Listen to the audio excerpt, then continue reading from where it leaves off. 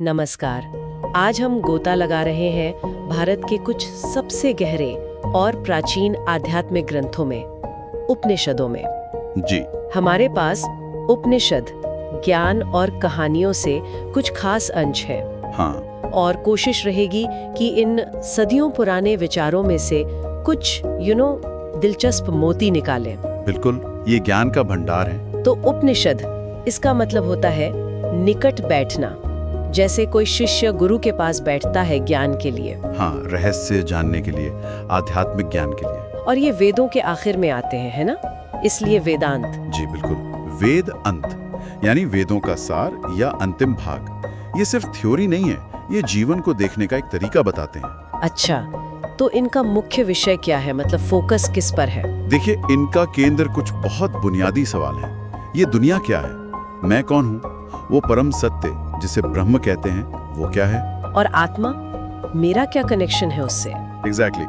आत्मा यानी हमारा असल स्वरूप, और ब्रह्म का रिश्ता क्या है, मोक्ष कैसे मिले, कर्म, पुनर्जन्म, इन्हीं सब रहस्यों को ये कहानियों और डायलॉग्स के जरिए खोलते हैं। हाँ, और कहानियां तो इनमें कमाल की है, जैसे वो कठोपनिषद वाली नचिकेता की कहानी। ओ हाँ, वो तो गजब है। एक छोटा बच्चा जिसे उसके पिता गुस्से में मृत्यु के देवता यम को दान कर देते हैं। सोचिए जरा, और वो बच्चा डरता नहीं है। नहीं, बल्कि वो यम से ही सवाल पूछने लगता है, मौत क्या है, मौत के बाद क्या होता है। ये कहानी अपने आप में मतलब बहुत शक्तिशाली है।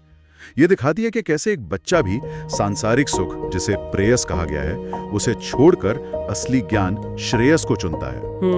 ये आत्मा की अमरता पर जोर देती है, और ये भी कि सच की खोज कोई भी कभी भी कर सकता है। सही कहा। और एक और कहानी है श्वेत केतु की, छांदोग्य उपनिषद में। हाँ, वो भी बहुत महत्वपूर्ण है। 12 साल वेदों की पढ़ाई करके लौटा। थोड़ा अहंकार आ गया था शायद। जी, ज्ञान का अभिमान।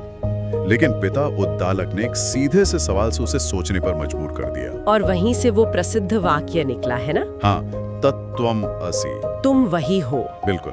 मतलब तुम्हारी जो आत्मा है और जो परम सत्य है ब्रह्म, वो असल में एक ही चीज है, अलग नहीं।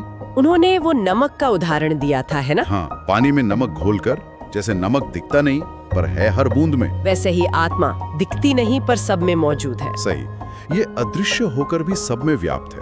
लेकिन ये विचार कि मैं और वो परम सत्य एक ही है, इसे रोजमर्रा की जिंदगी में समझना थोड़ा मुश्किल लगता है। बिल्कुल, ये गहरा दार्शनिक विचार है, इसे महसूस करना आसान नहीं। तो इसे प्रैक्टिकल कैसे बनाया जाए? यहीं पर रूपक यानी मेटाफोर्स काम आते हैं। जैसे कठोपनिषद में ही वो रथ वाला रूपक है। हाँ, वो मैंने पढ़ा है, शरीर एक रथ है। जी, इंद्रियां घोड़े हैं, मन लगाम है, बुद्धि सारथी है, और आत्मा वो रथ में बैठा यात्री है। अच्छा। संदेश साफ है, अगर बुद्धि रूपी सारथी मजबूत हो और मन रूपी लगाम से इंद्रिय रूपी घोड़ों को काबू में रखे, तभी आत्मा यानी यात्री अपने सही लक्ष्य तक पहुंच सकता है। बिल्कुल, वरना घोड़े बेकाबू होकर रथ को कहीं भी ले जाएंगे।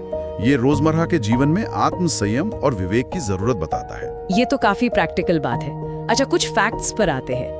कहते हैं उपनिषद 200 से ज्यादा है। हाँ, संख्या तो बहुत है, लेकिन जो प्रमुख माने जाते हैं वो करीब 13 हैं। 13?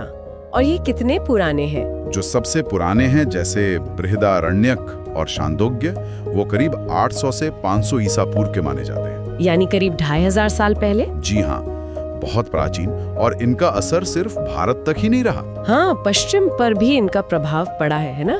शोपेनहावर जैसे विचारक। बिल्कुल, शोपेनहावर, इमर्सन, ये सब बहुत प्रभावित थे। शोपेनहावर ने तो कहा था कि उपनिषदों के अध्ययन जैसा सुकून और मतलब उत्थान करने वाला और कुछ नहीं है। और उन्होंने ऐसा क्यों कहा? कोई खास बात जो उन्हें पसंद आई? खास तौर पे माया का सिद्धांत, कि ये दुनिया एक तरह का भ्रम है, एक पर्दा है जो असली सच को ढके हुए है। ये उनके अपने विचारों से मिलता जुलता था। दिलचस्प है। और वैज्ञानिक भी, आपने श्रोडिंगर का नाम लिया था। हाँ, इरविन श्रोडिंगर, क्वांटम फिजिक्स के बड़े नामों में से एक। उन्हें उपनिषदों के एक ही चेतना वाले विचार और क्वांटम जगत की कुछ बातों में एक तरह की समानता दिखी। कमाल है, ये दिखाता है कि ये विचार कितने गहरे हैं। बिल्कुल, इसीलिए इन्हें श्रुति भी कहते हैं, मतलब सुना हुआ ज्ञान जो प्रकट हुआ है, किसी एक इंसान ने लिखा नहीं है। तो अगर हम मुख्य विचारों को समेटें तो वो क्या होंगे, मतलब कोर कॉन्सेप्ट्स? संक्षेप में कहें तो एक है ब्रह्म, वो अल्टीमेट रियलिटी, परम सत्य, फिर है आत्मा, हमारा असली स्वरूप, जो असल में ब्रह्म ही है। और माया। माया, वो भ्रम या पर्दा जो हमें अपने असली स्वरूप आत्मा को पहचानने से रोकता है। और फिर है मोक्ष, यानी इस जन्म मृत्यु के चक्र से मुक्ति, जो आत्मज्ञान से ही मिलती है। और वो नेति नेति वाला तरीका। हाँ, नेति नेति, ये नहीं, ये नहीं, ये परम सत्य को समझाने का एक तरीका है। सीधे बताने के बजाय ये बताकर कि वो क्या नहीं है, उसकी ओर इशारा करना। और आज के टाइम में इनकी क्या रेलेवेंस है? मतलब आज की जिंदगी में ये कैसे काम आ सकते हैं? बहुत ज्यादा।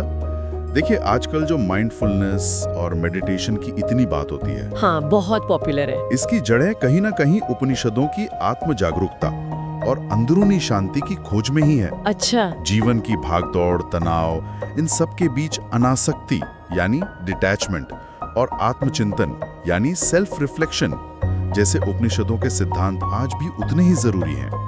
ये हमें बाहरी चीजों से ऊपर उठकर अंदरूनी स्थिरता पाना सिखाते हैं। तो हमने देखा कि उपनिषद सिर्फ पुरानी कहानियां या फिलॉसफी नहीं है। नहीं, बिल्कुल नहीं। ये कहानियों, रूपकों और गहरे विचारों के जरिए हमें खुद को, इस दुनिया को और एक सार्थक जीवन जीने के तरीके को समझने में मदद करते हैं। एक तरह से ये आत्म खोज के लिए टाइमलेस गाइड है। बिल्कुल सही कहा। और अंत में एक सवाल शायद हम छोड़ सकते हैं सोचने के लिए। जरूर। अगर हम सच में वो श्वेत केतु वाली बात मान लें, तत्वमसि, तुम वही हो, और ये महसूस करें कि सब कुछ उसी एक अदृश्य तत्व से जुड़ा है, जैसे नमक पानी में, तो दुनिया को देखने का हमारा नजरिया, हमारे रोज के व्यवहार, उसमें क्या बदलाव आ सकता है? ये सोचने वाली बात है।